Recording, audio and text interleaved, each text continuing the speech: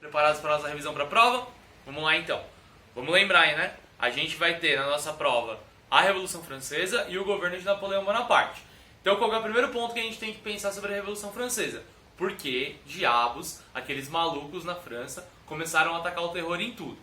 Vamos relembrar daquela frase importante? Se não tem pão, que comam brioches.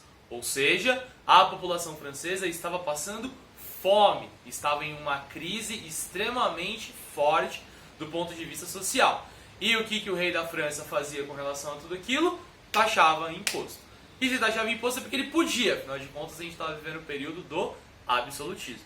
Então esse é o principal ponto que a gente pode chamar, que são as causas da Revolução Francesa. Que, como a gente bem sabe, começou quando os revolucionários franceses tomaram a prisão e o aspecto simbólico mais importante da França naquele momento. Sim, eu estou falando da Bastilha, que está pegando fogo aqui, ó, nessa imagem que vai aparecer aqui para vocês nesse momento.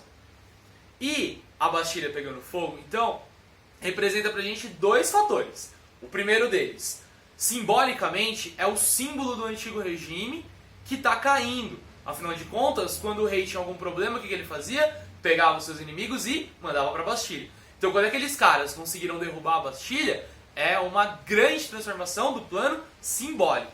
Agora, e no plano prático, isso não significou nada? Claro que significou. É na Bastilha que tem arma, é na Bastilha que tem munição, é na Bastilha que tem uma série de armas para fazer o movimento revolucionário. Então, dois aspectos importantes aí pra gente da queda da Bastilha. E quem eram esses malucos que estavam fazendo esse processo revolucionário?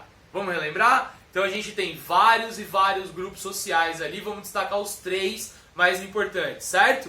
O grupo que é articulado ali entre os sans-culottes e os camponeses, e junto deles, né, que eles podem ser vistos aqui num mesmo plano, a gente tem também uma camada ali da burguesia mais abastada. Então é muito diferente a gente pensar em quem são os camponeses e quem são os sans-culottes do grupo que está aí trabalhando com comércio, que está trabalhando com a indústria e que tem aí um certo padrão social um pouco mais alto. Estou falando então da alta burguesia, tá? Então vamos relembrar que são esses os três principais grupos que participam da Revolução Francesa. No aspecto mais elevado aqui a gente tem a alta burguesia, depois a gente tem os sans-culottes, depois a gente tem os camponeses, fechado?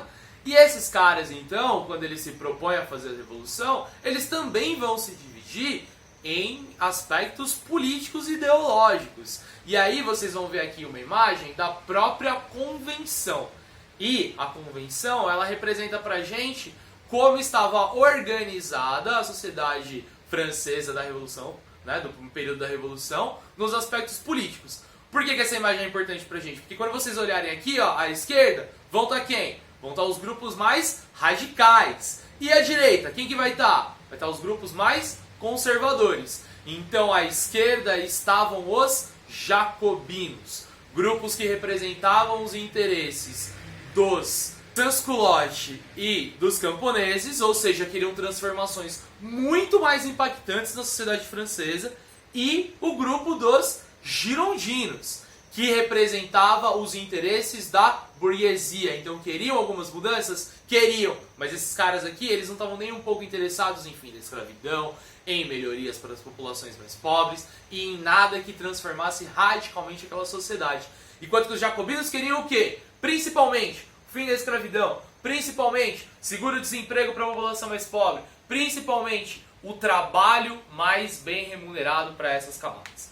Fechado? Então isso é bastante importante pra gente no que diz respeito à Revolução Francesa. E para encerrar esse tema da Revolução Francesa e vocês orgulharem este professor que vos fala, vão então entender como que se dá todo esse processo. Temos em 1789 o início da Revolução Francesa com a queda da Bastilha. De 1789 até aproximadamente 1794, a gente vai ter então um período de grandes debates e de grandes transformações, que é aquele período muito mais confuso, que vai acontecer a Declaração dos Direitos do Homem e do Cidadão, que vai ser promulgada uma Constituição, que essa Constituição vai tomar um pouco, vai domar um pouco o poder dos reis absolutistas franceses, do Luís XVI. Nesse mesmo processo vai acontecer também uma tentativa do rei, né, Luís XVI, recuperar o seu poder. E o rei Luís XVI, como a gente sabe, vai, perder a sua cabeça. E quando o Luís XVI perde a sua cabeça, então, chegam aos poderes aquela galera mais radical na Revolução Francesa. Quem estava à esquerda? Eles mesmos, os jacobinos. Liderados por quem? Pelo Marat, mas também articulados e liderados por Maximilien de Robespierre. Sim, o cara que quando tinha um inimigo, o que ele fazia? Mandava para a forca. Não! Degolava os seus inimigos. E quando ele degolava os seus inimigos, a gente tem, então, a fase mais tensa e mais dramática da Revolução Francesa. Estão lembrados? A fase do terror. E dessa fase do terror é o momento, então, que o Robespierre ele quer colocar os anseios dos jacobinos, da população mais pobre, dos sans-culottes, dos camponeses, colocar esses anseios e transformar a sociedade. Então todo mundo que é inimigo do Robespierre, o que ele faz? Manda pra forca. Não! Isso, de um certo plano ideológico, talvez pode ser visto como positivo. Afinal de contas, ele está querendo o quê? A melhoria dessa população. Mas pensa, é muito sangue sendo derramado. E esse sangue sendo derramado provoca uma grande dramaticidade na sociedade francesa. E é essa dramaticidade que vai fazer com que a fase do terror seja muito, muito, muito criticada. Então o que acontece durante esse período da fase do terror? Os jacobinos eles vão ser muito mal vistos pela sociedade francesa. Eles vão ser totalmente relacionados com o momento mais dramático e mais tenso da Revolução.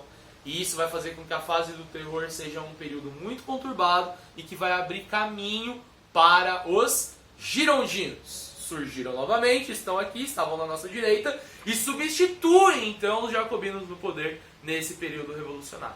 Certo? Então quando a fase do terror acaba, e acaba por quê? Porque era um movimento um momento muito radical da Revolução Francesa, chega ao poder os girondinos, naquele momento que a gente chama de governo do diretório, certo?